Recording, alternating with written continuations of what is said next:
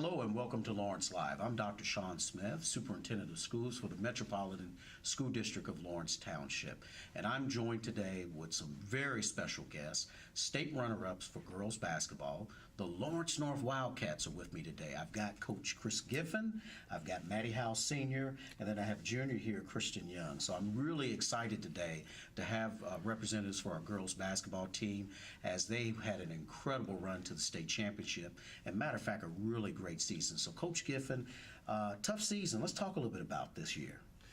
Yeah, well, we had some circumstances that surrounded our team that might have been adverse for many, and they might have been a little bit even for this group, but it kind of galvanized us, I think, and near the beginning of the year we got great leadership from these two sitting on the couch along with several of our other girls, and as the season progressed, I think the girls bought in more and more to what we were trying to do, both offensively and defensively, and we obviously got hot there at the right time and were able to make an incredible run in the tournament. Right. Coach is so modest. This team, for most of the year, you were ranked in the top 10.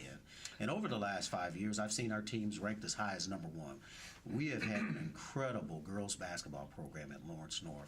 And, yeah, you started the season off. You had some challenges because you lost one of your players and you had a couple injuries. So, Coach, when that all happens, how do you figure that all out? I pray a lot.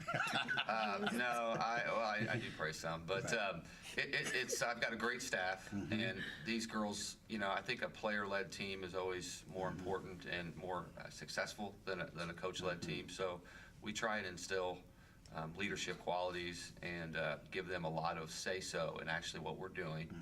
And the culture has been established for the 7 years. I feel like that I've been fortunate to be here, and we've got a great group, and I think they really just the buy-in and the players leading the rest of the players has been what's been so successful for us. Absolutely. Well, we're joined by senior. We had only one senior on this team, Miss Maddie Howe, and I've watched her over the last 4 years grow up right in front of me. She's been an incredible player. Matter of fact, I watched you play softball also. Was a two-sport athlete. But Maddie, talk about being the only senior on the team and leading this group of young ladies. I just felt like as a senior it was my responsibility to contribute leadership and to show the younger kids the right way for things to be done, and I feel like I effectively did that. Well, I think you did. You're a really good baseline jump shot shooter. I know how you do that. You get your spot, don't you? You do. But Maddie, not only are you a great basketball player, Dr. Smith does his homework on both of you. You are a very strong student academically. Let's brag on you. You've done well academically, is that correct? Correct. Okay, you've done very well in the classroom. And I do know at the state championship you received a great honor. And what honor was that? The Mental Attitude Award. Yeah, so then that's an incredible honor. A lot of that has to do not only what you do on the court, but what you've done academically. So Maddie, I'm going to ask you a tough question. You are a senior, and the public wants to know, where are you going? What are you going to be doing, young lady? I'm still exploring my options. You like LeBron. You got options, right? You're still exploring your options. So you got to let something out for the superintendent. He needs to know, what are some colleges that are interested in you? What do you think? I'm thinking about going to DePaul, but I'm not for sure yet. Okay. I like that school. That's a good choice. With the W? With a W. It's a really good school, ladies and gentlemen. They are a very, very good school here in the state of Indiana, and if Maddie decides to land there, she will be a great asset. Miss Young, junior, is that correct? Yes. And I always, when I watch this young lady play, I always say she's the glue to the team as the point guard. Is that correct? Yeah. Yeah, you are. She's very feisty, Coach. She is. She's very feisty. And she plays with a lot of aggression, and I really enjoy watching you, young lady. And I've learned over the year how good you really are. Recently, you were named as a junior all-star. Is that correct? Yes. All right. That's a great accomplishment. And so that's where they select the top juniors in the state of Indiana. They'll play against the seniors, and obviously you're going to be a senior all-star next year. Hopefully you make the all-star team next year. Yeah. Okay. Talk about leading this team, because you have a team with a lot of really good players. You're not the only good player. Right. How do you guys make all that work? Well, we oftentimes just come together, and then we also feed off each other's ideas. So if one person thinks one thing, then we listen to her and we're like, okay, and then we modify it and then make it a team standard. So, I like that. I run a big corporation here. I have to have a lot of that in order to make it work. You're learning a great life skill, but you guys really work well together. So a team is not one person, right? Right. Not just number 25. It's all of you together working together to make those things happen. You guys have made an incredible run. What made you guys get over the hump? Because Coach Giffen, I tell you, we've had some really good teams here. And for some reason, we always ran into a problem. But this year, you guys were able to make it to the state championship. Maddie, what was the one thing that got you there? Just we never lost hope. Like, we knew we could do it from the jump, and then we never looked back from there. I could see that in you guys. How about you, Kristen? We were just very determined. Like, we knew we could do it, and we just did it. Like, we followed through with our goal. Very tough schedule, Coach Giffen, to make it to the state championship, especially through the South, through Indianapolis, through the MIC conference. We have to shout out to our MIC colleagues out there. We think we play in the best athletic conference in the Midwest, matter of fact, maybe in the state. How do you get through all of that, Coach Giffen? Well, I think the schedule that we played throughout the year certainly prepared us for what was a kind of a gauntlet there in the state tournament. As you noted, I think the conference is the best in the state in both boys and girls basketball, and probably many other sports that I don't follow as much. But and then our sectional 10 is very difficult always, and Right. so to play, a team that we had lost to, North Central, and then we've got many other teams, including MIC opponents, but that sectional itself was very difficult, and then to go to the regional, was almost a sense of relief. To not that we were overlooking anybody, but when you get out of our sectional, you can start to think and feel a little bit better about your chances of advancement should you adhere to what you're trying to do, which these girls obviously did a very good job of. Very, very difficult schedule. Let's look into a crystal ball and predict the future, because we like to win, don't we, guys? Yeah. And I'm going to ask Christian, as you'll be a senior next year, what do you expect? I mean, we got the smaller trophy. What's nice, we're glad to be number 2, and we have much respect for our neighbor to the north. But what are we planning to do for next year? We're planning to win the state title, of course, and then we want to win the mid-conference because while I was here, we haven't done that. So that's one goal that I want to check off. Okay, I like the sound of that. And it's going to require a lot of hard work, isn't it? Yes. Okay. Well, ladies and gentlemen, as you can see, we have an incredible girls basketball program at Lawrence North High School. They've proven year in and year out they're one of the top teams in the state of Indiana, and it's reflected through their coach, Coach Giffen over there, and all the wonderful young ladies that we've had in our program. Maddie, we want to wish you the best of luck. I hope it's DePaul, but if it's someplace else, she's going to make a great contribution to their basketball program and also to their school academically. Ladies and gentlemen, thank you for this segment of Lawrence Live. I got another special guest, another group of winners coming up. Our percussion group from Lawrence Township will be with me next. Thank you. 2, 1. Hello and welcome back to Lawrence Live. I'm Dr. Sean Smith, and I'm joined with another group of outstanding young people in our district, state champs, our winter percussion for Lawrence Township, which is combined with students from Lawrence Central and Lawrence North High School. I'm going to have these two men introduce themselves. To my right, Drew Clardy. Drew Clardy. Jared Gutierrez. Jared Gutierrez. And so I'm so glad to have both of these young men representing our winter percussion. They're both from Lawrence North High School. Guys, we won some hardware. What did we do this year? We won state. State and winter percussion. Talk about that. What do you guys do? Because it's separate from band, but it's really very popular. Tell us about that. So for the public out there, what do you guys do? So basically, it's like the percussion side of marching band. It's only the drum line and the front ensemble, but it's inside of a gym instead of a football field. Right. Some people tell me it's really exciting, sometimes even more exciting than the marching band. Is that true? Yeah, it can be. It can be, because you can really get into the drum side of it. How'd you guys get involved in? When did you start playing drums, young man? Personally, I started in 8th grade, but 8th grade? Everyone usually starts in freshman in high school. I was just brought with an opportunity from past percussion director just to play in the front ensemble, and I just blossomed to what I just kept doing, and it's just like a great opportunity for It is. So you guys go indoors, you have your winter season, and then you build up for a state championship. So talk about that state championship competition. Who are you competing against, and how is it done? Well, we there's a bunch of schools like Franklin Central, Plainfield, right? And then so we all go to one school and we compete against each other and judged by 3 judges. And basically, it's just whoever plays the best, whoever has the clearest idea through their show, wins the state champ. It's incredibly competitive, isn't it? Yeah, absolutely. And you have to get through the judges. I think people don't understand that. There's judges there, and there's a lot of excitement in the room when you guys are playing, but you obviously have to have a very impactful routine. Is that correct? Yeah, absolutely. But let's talk about that routine. I'm over here to my guy over here, because, you know, I've been around watching you guys in band. I watch you when you're outside. You know, Dr. Smith drove by one night, and it was 9:30 at night. You guys were practicing late at night. Is that standard? Do you guys practice that much to get to this high level of Yeah. being competitive? Talk about that. We usually practice 4 days a week, so like Tuesday, Thursday, Friday, Saturday, and then the weekday practices are 6:30 to 9:30, and then if we don't have a competition, we'll have a 7-hour practice on Saturday. 7 hours. Are you sick? You guys serious? 7 Yeah. hours? 7 hours. 7 yeah. hours. Yep. That's why these guys are state champs. You put time in, guys. I love it. I love it. So out there, we've got a lot of young people, your classmates who are watching. What would you tell a 7th and 8th grader about your experience, and would you tell them to join the Winter Percussion? I would absolutely tell them to join.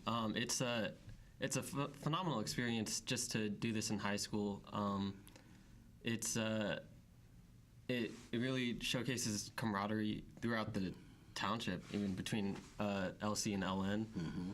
It's just it really I don't know how to describe it. It's just sometimes I don't even think of them as just like, oh, an ensemble. Like I truly feel like I can really talk to these guys about whatever Right. I need. There's a lot of collaboration. You guys got teamwork that goes along in this. It does. I love the medals, guys. You guys brought the hardware here. All right. Ooh, you got the state championship ring. Look at that, ladies and gentlemen. We love that. We do. We do. But let's brag on you two guys.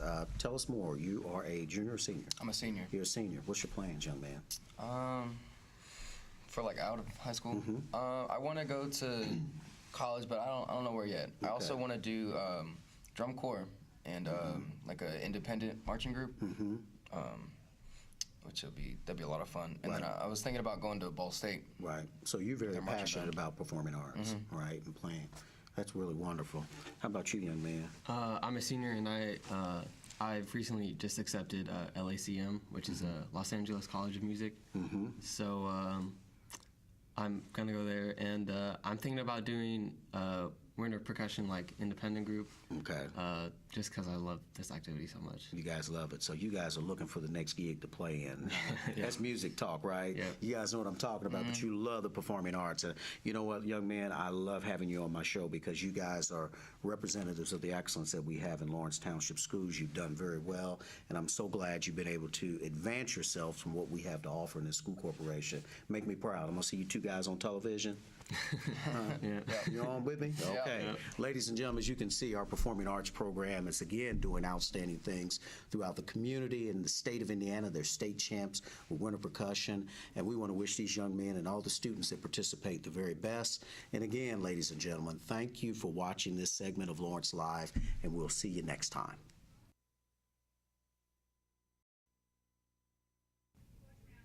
Hello and welcome back to Lawrence Live. I'm joined today by Mr. Troy Noter, our Chief Academic Officer for the district. He is in charge of all instructional activities that we have.